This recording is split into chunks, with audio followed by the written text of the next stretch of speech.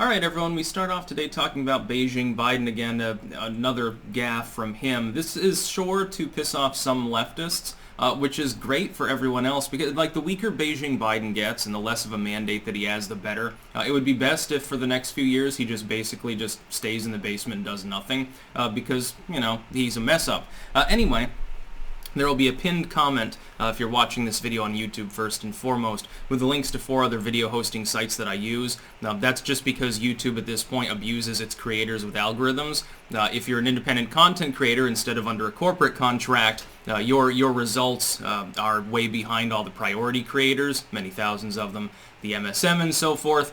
For any search, especially with current events, this becomes a problem because you have, 100 results anyway within the hour and yours gets completely buried. Anyway, Joe Biden is a lunatic. And he doesn't necessarily make his own decisions, but, Biden's puppet masters, the people behind the scenes, have decided to tell him that when he's queried about the May withdrawal of U.S. troops from Afghanistan, finally, after so many years, that war could possibly end.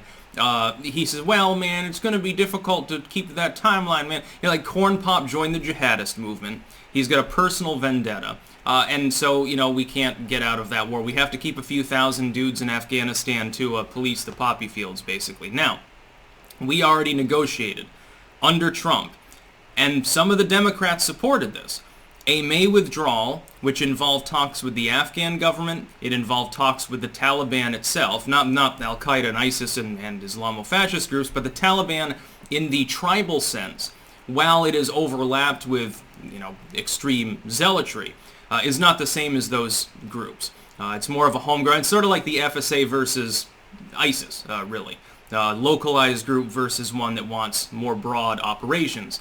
Well, the Taliban are certainly not great people. And while it's regrettable that we have to negotiate with such a group at all instead of wiping them off the face of the earth, you can't really do that. And it's not our country, it's not our struggle. We never should have been in Afghanistan in the first place. There was a knee-jerk reaction by Americans, which was utilized for malevolent means by the Bush administration after 9/11 to invade Afghanistan, to invade Iraq, to police state and nation build all over the world, and to crush our own domestic freedoms, which basically means, according to Bush, Osama bin Laden won the engagement very handily, because all he had to do is get a couple of planes into a couple of buildings, and all of a sudden we decided to give up the freedom that he supposedly hated us for so badly, according to the president himself at the time. So effectively, there's no reason to be in Afghanistan. And it was never about Osama. If it was, then when we honk killed Osama bin Laden, you'd think, okay, well, mission accomplished. We got what we came here for. We're bye.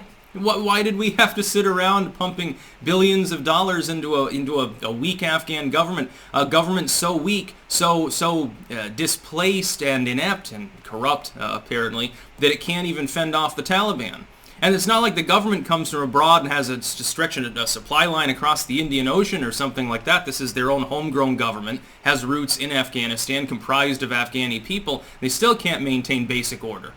Had this problem as well in Iraq. ISIS crosses the border between Iraq and Syria regularly. The Iraqi government is like, oh, we need help. Well, yeah, we created a weak government. We created an unstable project that will probably collapse as soon as foreign influence is out of the region. And it's directly opposed by even its neighbors. In Afghanistan, it's even more tenuous. Name a nation that went into that region to attempt to occupy it that actually held out for more than a couple of decades.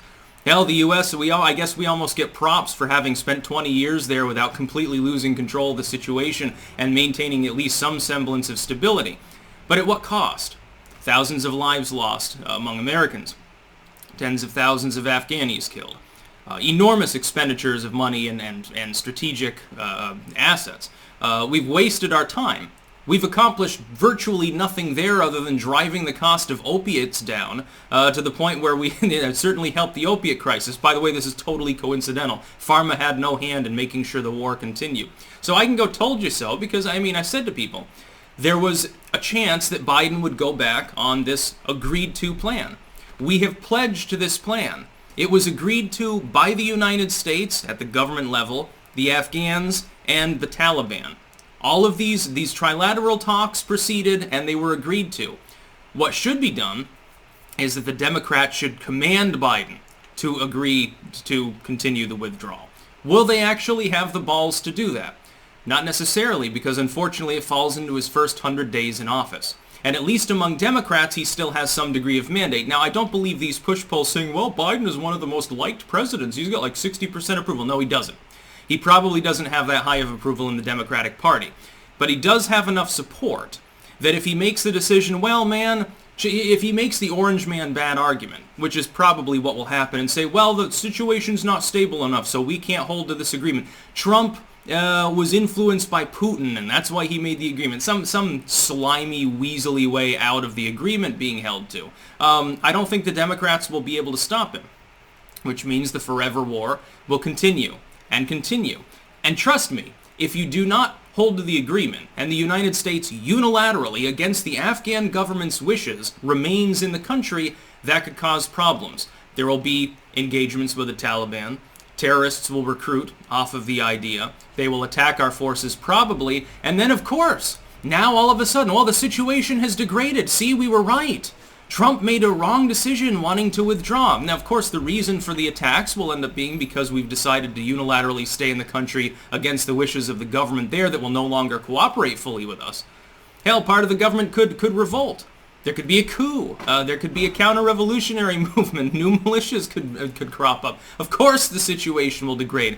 They'll blame it on Trump. You watch. This will happen if we don't withdraw. They'll blame it on Trump. And they'll say, well, he got it wrong. See, all of these people, just like the Tet Offensive, they were just waiting for the right moment to strike.